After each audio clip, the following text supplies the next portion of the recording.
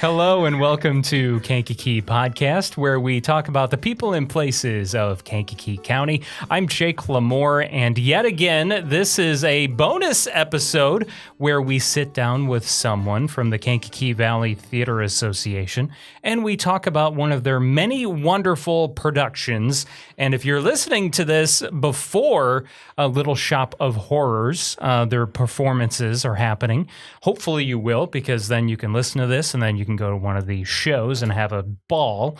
We are sitting down with the director of Little Shop of Horrors, Jordyn Ward. Hello. Welcome. Hi. Thanks for having me. Of course. It's so great to have you here. It's always wonderful to sit down with someone from KVTA. And I feel especially honored because this is your first show directing. It is. So what's your, before we get into the thick of Little Shop of Horrors, which is such a fun show, and if you don't know it, we'll make sure by the end of this podcast you know what Little Shop of Horrors is. Oh, for sure. Let's talk about you. What's your history with Kankakee Valley Theatre Association? So my history with Kankakee Valley Theatre is I kind of started very young with theater. I started at 3 years old, and I then started with Kankakee Valley at around 6 years old, and I've been there pretty much my whole life doing theater. And now working behind the scenes is so cool. That's awesome. So 3 years old. Yeah. So it wasn't at KVTA. No, Where was it? I also do a lot of theater at Country Theater Workshop in Cissna Park. Okay. I've been to, I think, 1 or 2 shows there. Yeah. Yeah. And they do a great job, too. So what was that first show then? I mean, obviously, you probably don't remember at 3 years old. I really don't. But someone must have told you. I think it was State Fair. Okay. I was one of the little townspersons, and I ate cotton candy or something. I don't really know. I'm just imagining little 3-year-old Jordyn eating her cotton candy. That's so adorable. You have pictures of that somewhere? Oh, there's pictures. Yeah. Oh, yeah. And then what was the first one you did for KVTA at age 6? I believe, if I'm remembering right, that my first one was Babes in Toyland, and I was Little Miss Muffet. Oh, that's so cute, too. Man, that was fun. What do you remember from that show? I remember, I'm pretty sure it was my only line, and I said, Little Miss Muffet sat on her tuffet, eating her curds and whey. Along came a spider, and then this big spider comes out on the stage, and I say, "Oh no, a spider!" And I run away. Yeah, that's awesome. Pretty much what I remember. So who was it in your family that got you involved in theater? My grandma. It was your grandmother. Yeah. Okay. That is Pat Ward. Pat Ward. Which yes. Someone listening to this might be thinking, her last name's Ward. I wonder if she's related to Pat. Yes. So Pat is probably the most well-known out of the family, right? Oh, yeah. I can't go anywhere without saying, "Are you related to Pat?" I'm like, yes. At least you can say yes. In my case, I get asked all the time if I'm related to this Lamore or that Lamore. Most of the time, I have to tell them no. Right. Or maybe they're like my 5th cousin. I don't know. But anyway, so she got you roped into theater at a young age. And my whole family has done theater, but she's the whole start of it. My mom did theater, my uncle, my cousins, that's our bonding time. Most people go to sports, we go to theater. Yeah. Andrew and I, our engineer, we were just talking about that before we started recording, before you got here. We were talking about how it's kind of like a family affair. Oh, for sure. Kind of like sports can be and things like that. So that's very exciting. So then going on from there, what do you remember doing next? I mean, not to go down all of it, but how did your theater chops progress? Oh man. And get you to this point now. Well, basically, so starting off with my first show is State Fair, I believe. I did so many Josephs and so many of this, but I think it really kind of started turning when I hit middle school. Was where my passion really started coming forward. That's all I would do. All I would listen to. I would read scripts. And so the passion just started coming out then. It didn't even have to be on stage. I loved working backstage and doing anything. When I was in middle school, I did a lot of like straight plays too, and I was like, I don't know if I really like these. So it's always been musicals for me. Okay, really? Mm-hmm. Now, what just straight plays scare you because there's no music? Are you just that much of a music person? I did Alice in Wonderland in high school. I was a freshman, and I was Alice. Nice. And it was my absolute least favorite show I've ever been a part of. Oh no! Why? I've done it twice. It is a trippy show. A little bit. I've done it twice. I was the Dormouse the first time, and then Alice the second time, and I would be the Dormouse any day. Absolutely not Alice. Was it just why though? There's so many lines. Oh, That's not it for me. I need some music. Okay. Break it up. Yeah, it does break it up. But if you're not memorizing lines, you're memorizing lyrics, right? Yeah. Oh yeah. And That's notes so much easier. I don't know, man. Some of those musicals have the craziest key changes in their songs. I was just in Jesus Christ Superstar with KVT as Mary as well. So that music was probably maybe not the most difficult, but it definitely has some funky little changes here and there. But that was so much fun. So great. Like I love challenging music and all of those yeah, that's the way to do it for me. Okay hey, everyone's got their jam, so oh yeah, I totally get you. So where did you go to middle school then? I went to school with Clifton Central. Okay, so in Iroquois County. Oh, that would make sense why you did theater in Cissna Park then. Yes, because you were close. Yeah, there, closer to that. Not far away. No. So I imagine you did high school theater as well. Yeah. And then what happened after high school? After high school, during high school, I kind of took a break from community theater because, so involved with high school. And then I came back I think my first one back was Music Man a couple years ago with KVTA. And then pretty much since then, theater-wise, I've been going. I don't think I've taken much of a break since. And what made you want to take up the director role? Well, I guess one of the main reasons is I've helped my grandma quite a bit. Just growing up with her as a director for so many years, I've seen it. I've helped with it. I've always helped her with blocking ideas, like as I got older. Yeah. And would see the way like she did things. I was like, I kind of want to try this. Like I want to see if I can even be half as good as my grandma is. Yeah, because probably between your grandmother, Pat, and like Paula Sutter, they've probably done the most shows or directed the most shows, I would say, right? And pretty much everybody on the board and everyone through KVT that's directed, every show I've been in, it's always getting stored into my brain, and that's I guess all of them have influenced what I'm doing now, and I hope I'm doing justice from those who have directed before me, but I'm sure you are. I mean, with with a mentor like your grandmother, I mean, I would imagine you couldn't go wrong. You've grown up in theater, all about it. But I would say before, we're going to get into like the thick of how your directing has worked when it's been geared towards Little Shop of Horrors. But before we get that far, I feel like we should introduce what Little Shop of Horrors is for those that don't know what it is. So I'll pass that on to you. So I don't know how you want to explain Little Shop of Horrors. So I've had the honor of being in this show when I was in high school, so I do know a lot about it as well.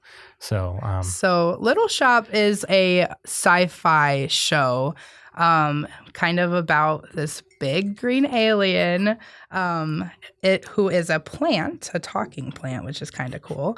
Kind of like a Venus flytrap. Yeah, a Venus flytrap. And there's all sorts of fun characters within the show. So you have Seymour, Mushnick, and Audrey. They work within a flower shop on Skid Row in New York. Very old time setting, so like 1960s, which I guess isn't too old, but well, at this point it's 2023. Yeah, we're getting there. We're getting there. That's been a while back now. Yeah. So they live in Skid Row. So if some of you know about Skid Row, it's a very rundown area. Not a lot of money within the area, and very poor, very, very poor. So they have this flower shop that's very unsuccessful. Seymour finds a plant, and it so happens to become Audrey II, which is a Venus flytrap type sort of plant that ends up becoming a man-eater, so you say. Instead of flies, it likes people. So that's quite interesting. Yep. So we have the fly trap. And then we also run into Oren, which is Audrey 1's. Yeah, we should say that Audrey works at the flower shop with Seymour. Right. And he's got a thing for her. Oh, yeah.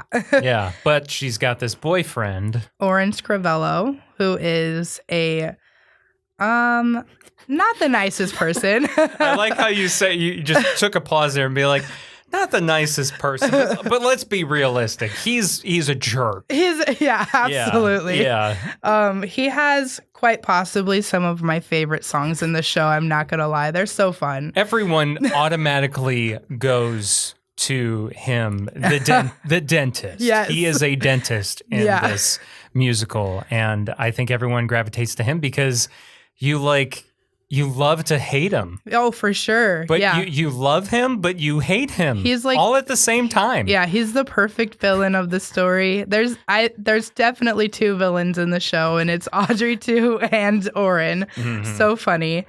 We don't want to spoil what happens to Oren, though. We'll let you figure that one out if you don't know yet. Yeah, when you see the show, you'll definitely see how that turns out. Yeah. And then we get into Audrey II, who has also some of my favorite songs in the show. So fun. Very R&B style, very bluesy, kind of a mix. Just like a blast to the past with the vocal arrangements.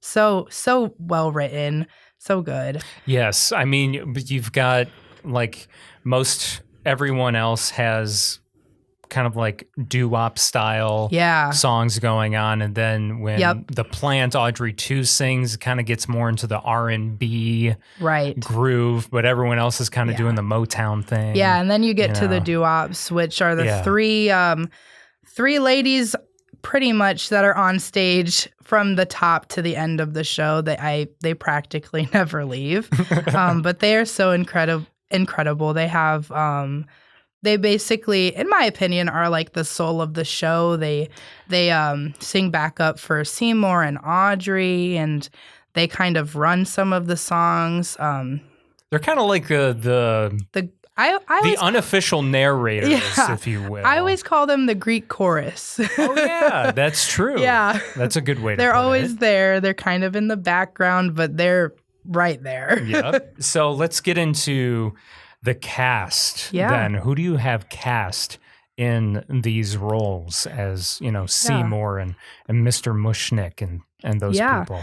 Kevin Soto is Seymour. He was also in our last production of In the Heights as Usnavi. I can totally picture him doing Seymour. Oh, yeah. Yeah. Is that what you said he's doing? Yeah, he is Seymour. Yeah, I can totally picture that. Yeah. And Audrey is Anna Maria. She was Nina in the Heights, which is so we're getting a lot of In the Heights people that came back to audition. And then Mushnick is Paul Snyder. So he's been in quite a few KVTA productions. Another well-known family in music and theater as well. And his mom is actually doing our props. She's awesome. Awesome. Yeah. Oren is played by Kyle Cassidy. Shout out to Kyle. Kyle always does a great job too. Always. And this is right up his alley because he's really good at characters. Oh yeah. Like Oren, to where he just kicks it up a notch and brings him to a whole new level. The other day he came up to me and he asked, he's like, I just want to make sure I'm doing what you want. And I said, you don't have to worry about that. You're above and beyond what I want. It's wonderful. And then who's the voice of Audrey II? So the voice of Audrey II is Miles Colby. He was King Herod in Jesus Christ Superstar, if that gives you a visual. Okay. He's a little bit newer to KVTA. I believe Jesus Christ Superstar was his first at KVTA. Oh, nice. I'm not 100% sure, but yeah, he's starting to come back and share his talents with us too, and he's so wonderful. Has that nice, big, jazzy, bluesy voice. That's what you need. Exactly. And the puppeteer for Audrey II is Scott Christensen. So he's the mastermind behind Audrey II. Is there two people inside the plant? Or is it just one? It's just one person. Okay. It's kind of inside scoop. It's kind of like a band harness, like a drum. I believe it's a snare drum harness that he puts on. And so he controls it all with his own body. Okay. So it's a quite exhausting job. Oh, gosh, yes. I don't think people realize. So that's another interesting thing about this show. The plant, you actually see it move while it's talking. Yes. It's not just, there's this really crazy-looking Venus flytrap that eats people, and it just sits there, and then you just hear this voice, but you don't see it move. No, right. its jaws move up and down, and the puppeteer has to coordinate with the person who's doing the voice, and that takes a lot of practice. Yeah, a lot. I would imagine. How has that been going, and because, at this point, we're a week out from opening weekend. By the time people are hearing this, it'll be the Friday before opening weekend. So, I mean, you've had a lot of time to practice this. And how did you sit down with them and go through this with them? So, we are renting the puppet from Zach Gibson. He's incredible. He's always there if we need a chat or anything. So he created the puppet, and we went and got it from him. He came and helped us because it's quite big. Yes, it's ginormous. Yeah. So he came down and we had a workshop with him. So he explained all of the little pieces. He explained pretty much every single little detail we could have about the puppet and anything else he brought with. So that was incredibly helpful, because without that, it would have been quite a lot to try to figure out. But we've had the puppet for about just a little under a month now. So we have it for a month before the show starts to practice with, which is awesome. So Scott has been there pretty much every night, just playing around with it. I even had Seymour do it so he could kind of understand how the puppet works. I feel like that's an important thing to do. Yeah, even though he's not the speaking role of the plant, he's still talking and having conversations with the plant. So I wanted him to get that understanding of how the movement is and everything. And same with the voice. I had him try it on just to understand how that would move. I just felt like it was, again, super important for especially him to understand how that mouth would move, so that way he could maybe get that feeling when he's speaking and singing backstage. Because I'm guessing Scott, the puppeteer, has no visual of Miles, right? Miles does the voice. Yes. Scott has no visual. Miles, however, probably does have a visual. Is he side stage and watching? He's actually not watching. He's behind a brick wall. Oh, okay. There's the stage with it being on the black box is quite small. That's true. So where we have things set up, there's not really a good place for him to sit with a visual, unfortunately. But we have started with him practicing behind the wall, and it's honestly going really great. Most of his cues are like auditory cues, so that helps quite a bit. Now,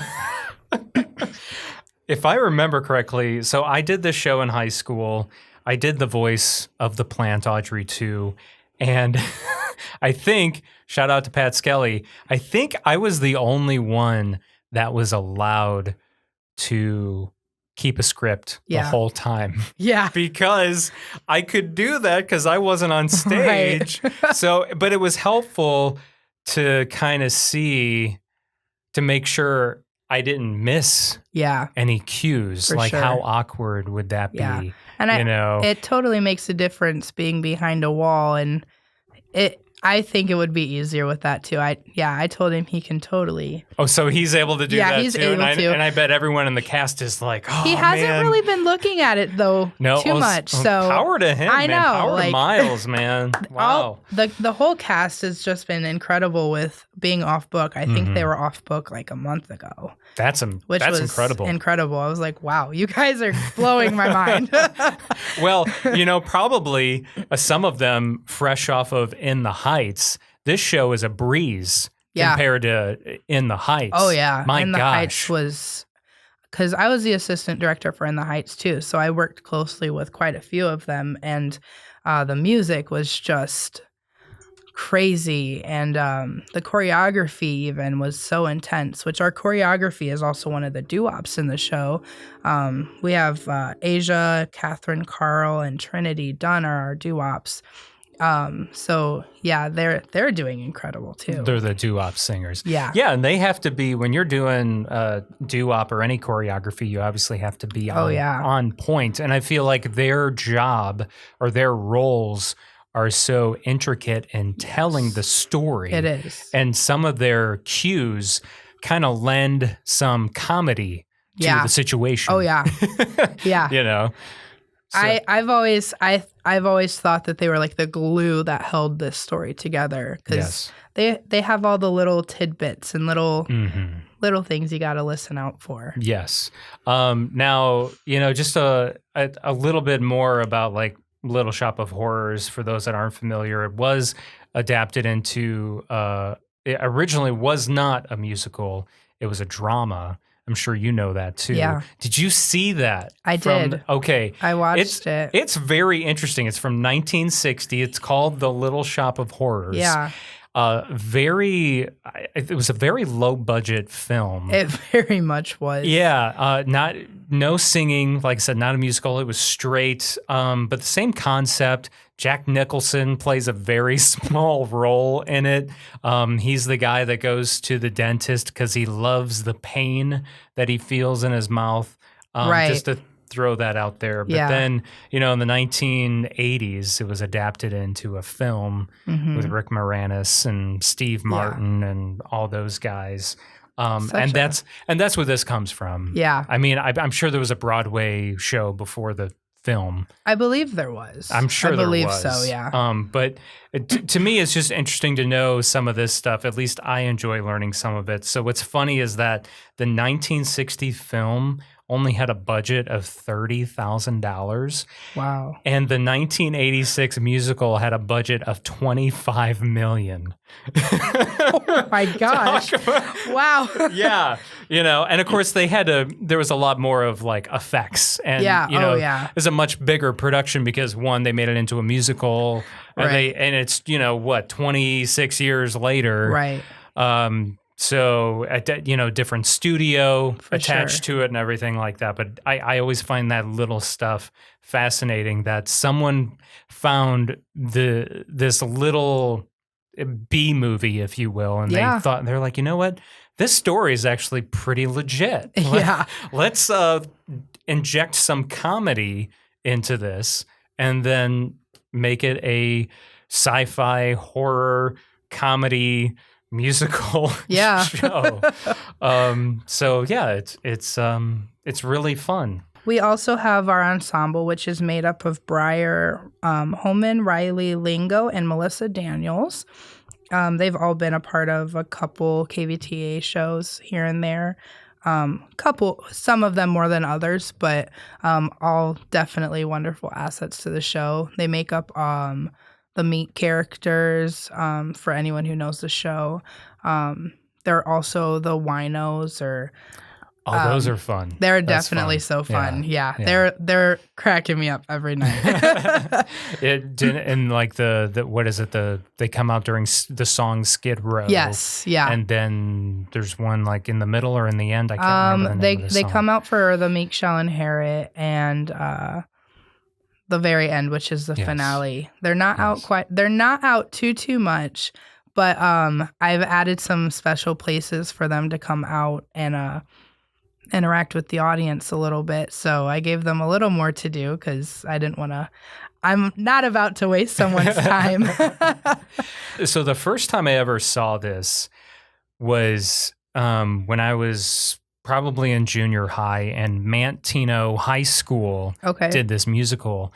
And the guy that they cast to play Oren, the dentist, he also happened to be a motorcycle rider. Oh, wow. They performed this in the gymnasium, of course, and they had him drive his motorcycle through the gymnasium. Oh my gosh. Yeah. That's cool. It was probably one of the coolest things I've ever seen, and I think about that all the time. That is really cool. Obviously, it's a little hard to do that at the Black Box Theater, much smaller. Even if you did it at the Lincoln Cultural Center, I mean, you really can't do that either. Probably not. How do you get the motorcycle up the stairs? Although there's an elevator somewhere, but still, that's not going to happen. But, since it was in a school gym, it was a little easier to ride the thing outside. That's really cool. Yeah. So when are the shows, if someone happens to be listening to this before the performances? So the show dates are September 16th, 17th, 23rd, and 24th. And this is at the Black Box Theater. Yeah. And it's kvta.org to get the tickets. Yep. So I would like to just shout out some of the staff that's helped create this show. So I have 2 assistant directors, Ivy Anderson and Pat Ward. They've been so amazing throughout this whole process. You have to say that because Pat's your grandmother. Oh my gosh. I also have my vocal director, who is Bruce Hyen. He is wonderful, so talented. He's really... Not that they needed too much help sounding great, but he's really brought out the cast as to sound as best as they possibly can. I mean, I feel like I have to say this, but I could probably do a recording of them and put them on Spotify, and I'm sure we'd get thousands of listeners. I'm sure you would. Our choreographer is Thomas McMahon. You could not have picked a better choreographer. I will never forget the first time I saw Thomas dance. Yeah. My mind was literally blown. Yeah, he was so incredible. good. He's so fun to watch. I saw him dance to Britney Spears' Toxic. Oh, yeah. Oh my gosh. Man. Yeah, that was just phenomenal. He's definitely brought the joy that when you see him dance, he's given that to the doo-wops. They're so fun to watch. He's done such an amazing job with the choreography, and we took it up a couple notches, if you can expect that from Thomas. Oh, of course. I wouldn't expect anything less. It's really wonderful. It's exactly kind of what I was picturing, just some high energy dancing. And that's the thing I want to reiterate is that maybe you've seen Little Shop of Horrors before, but you've never seen it in this rendition because everyone does it a little differently, because obviously there's someone different directing it. There's a different cast. There's a different choreographer. Right. So if you saw it, before, encouraged to see it again. Yeah. And see what's different about this show. Maybe there's something that's done differently that you're actually like, whoa, that made me like the show better than the first time. Or maybe there's something that you missed when you saw it before. Yeah. Regardless. And then just to also put out there too, the rest of the 2023-2024 season, you do have The Wizard of Oz, which is the youth edition for that. The dates for that are, I thought I had them all in front of me, but I don't. That is November 18th and 19th for that. And then the next show after that is is Mystery of Edwin Drood. Drood, yeah. Excuse me. That is going to be the February 3rd, 4th, 9th, and 10th. And then after that, it's Finding Nemo Jr., which, again, is another young people's theater production. That's March 16th and 17th. And then the season closes out with Seussical, which will be very exciting. You got people of all ages in that show. That's April 20th, 21st, 27th, and 28th. Yeah. So, yeah, all the details at kvta.org. And all shows are always a great time. Oh, for sure. So, yeah. So get out and see Little Shop and all the other shows this season. And Jordyn, thank you so much for your time. I know you gotta hustle off to rehearsal now. To rehearsal, yeah. So thank you again. It's been a pleasure. Thank you. This river